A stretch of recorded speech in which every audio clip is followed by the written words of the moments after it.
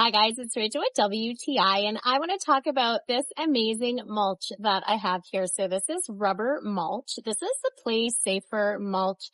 You can go based on how much you need by dimensions. So I actually got 400 pounds of it. You can choose many different colors. I prefer kind of that brownie red color.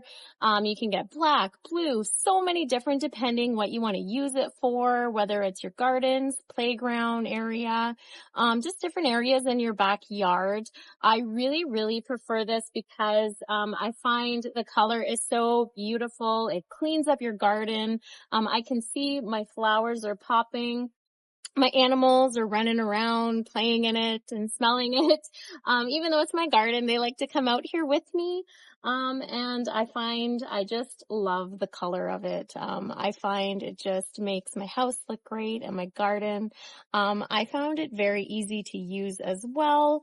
And I had enough of it. It's very light. And the fact that it's rubber, you can see all these different pieces are cut up here in chunks. It's pretty cool. I'm pretty happy with this. I love using it and I plan to use more of it. That's why I have a lot of it, just to make my yard look gorgeous. But that's just my point of view.